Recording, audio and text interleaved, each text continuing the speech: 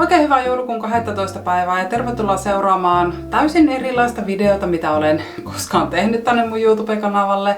Nimittäin budjettivideo. Mä tuun käymään läpi meidän menot ja tulot ja tämän meidän budjetin. Tehtiin viime kuussa siis Petrin kanssa ensimmäistä kertaa ikinä budjetti meidän talouteen ja tää oli tosi mielenkiintoinen. Hieman taustaa, jos sä tulit ensimmäistä kertaa ikinä katsoa mun videoita, niin meidän perheeseen kuuluu minä ja mun mies sekä meillä on 3 lasta. 8-luokkalainen, 4-luokkalainen ja tämmönen 3,5-vuotias ja sitten meillä on koira. Me asutaan omakotitalossa Kokkolassa ja meillä on 1 auto, asuntovaunu, mitäs muuta.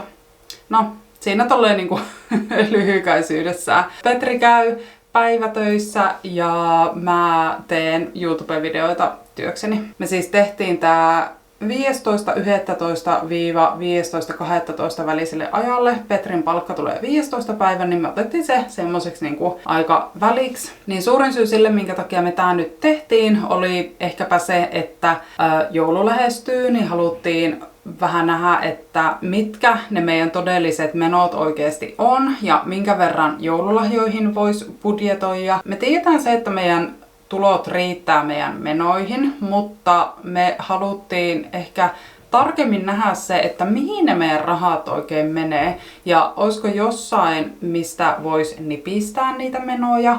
Plus sitten ehkä haluaa vaan semmoisen niin kuin mielenrauhan, että on kaikki menot laskettu yhteen, kaikki tulot laskettu yhteen, niin näkee sen konkreettisesti, että okei, ne rahat riittää. Ja mulla on haaveena tulevana vuonna se, että sais säästettyä rahaa vähän enemmänkin. On monia eri kohteita, mihin mä haluaisin sitä rahaa säästää, mutta rahan säästö on yksi tavoite ja lähdetään käymään läpi meidän menoja. Ensimmäisenä lähdetään meidän lainoista liikkeelle.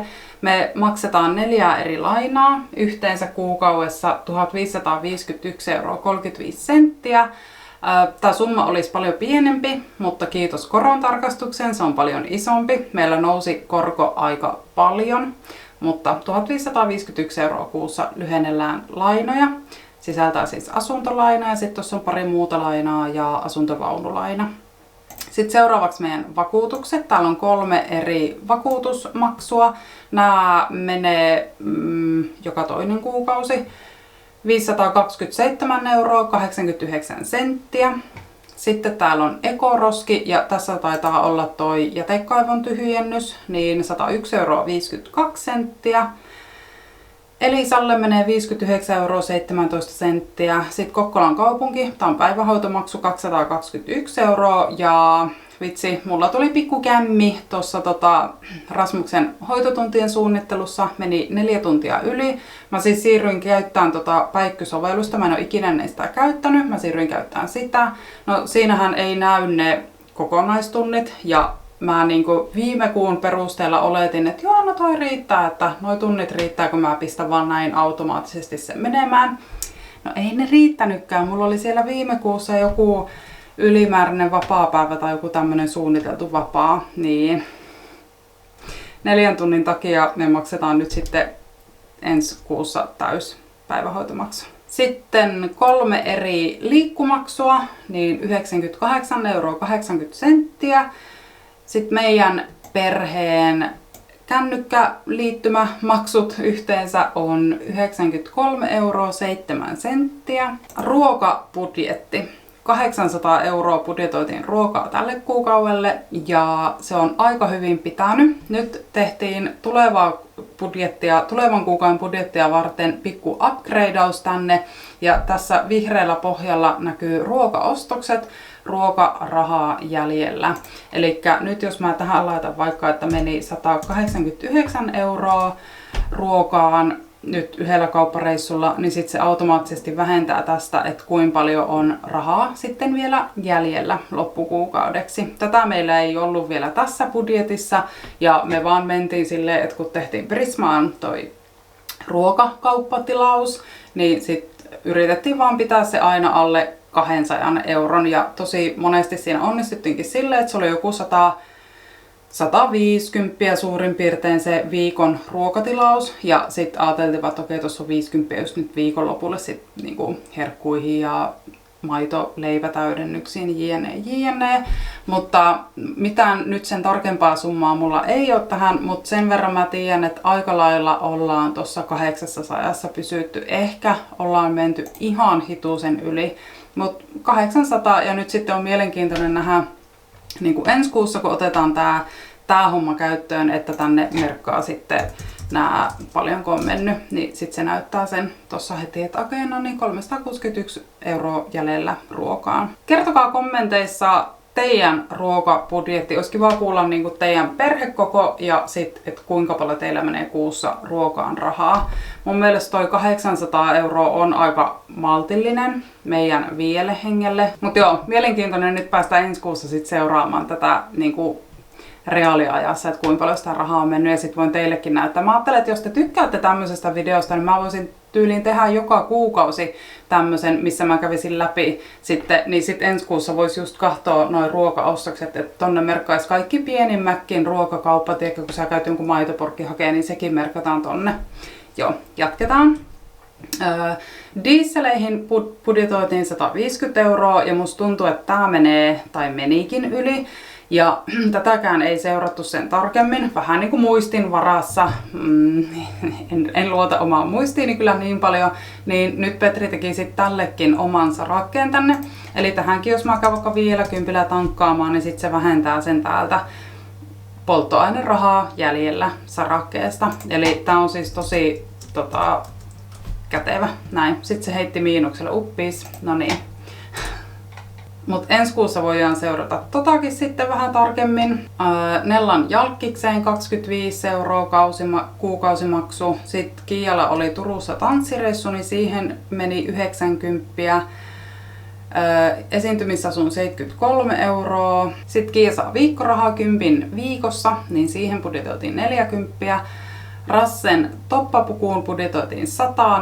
Tää meni mun mielestä vähän yli. Mutta tätäkään ei ole nyt merkattu sit varsinaisesti mihinkään. Nellan talvikengät, niin tää itse asiassa piti aika hyvin paikkaa. Nellalle ostettiin talvikengät ja toppahousut ja toppahanskat, mutta löytyi tosi hyvät ja edullisesti Stadium Outletissa. Niin tämäkin taisi mennä vähän yli sit kokonaisuudessaan, mutta tätäkään ei ole nyt merkattu mihinkään. Joululahjoihin budjetoitiin, tähän budjettiin 500 € ja tälle on tässä oma sarake, joululahjat, mitä sitten seurattiin lapsikohtaisesti. Ja sitten tässä on myös, kun me myytiin meidän vanha joulukuusi ja sitten myytiin legoja, niin ne on sitten myös lisätty tähän ja ne meni suoraan sitten lasten joululahjoihin. Ja tossa te näette, ollaan 65,97 € miinuksella meidän budjetista, eli noin paljon ollaan menty yli. Ja tulevaan kuukauteen budjetoidaan myös joululahjoihin rahaa. Vielä en tiedä, että minkä verran, mutta budjetoidaan. Sitten yhteisiin säästöihin laitettiin 200 €. Sitten tässä on tämmöisiä, mä tilasin näitä tuoksuöljyjä, ne maksoi 23,40 €. Sitten muita menoja 150 €. Musta tuntuu, että tää varmaan on mennyt kans ehkä vähän yli, mutta näitäkään ei merkattu mihinkään, virhe. Mutta nyt tämäkin asia on korjattu. Täällä oranssilla pohjalla niin on muut menot ja sitten siellä on se summa. Ja tässä sama homma, että jos mä pistän tuohon vaikka 78 €, niin sitten se automaattisesti vähentää sen tuolta, että okei, jäljellä on 72 €.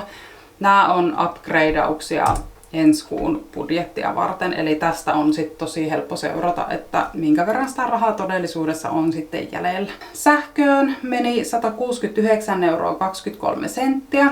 Ja nyt tässä mietitään, että jatketaanko tällä vuoden aika sopparilla vai siirrytäänkö sitten johonkin muuhun, mutta en mä tiedä, kyllä jotenkin näin niin talvea vasten itselle tuntuu, että toi vuoden aika soppari olisi kaikista turvallisin, mitä nyt on seurannut pörssisähkön tilannetta, niin Spotifyhin menee 19,99 € kuussa, Netflixiin menee 13 € kuussa ja Ruutuun menee 14,95 € kuussa.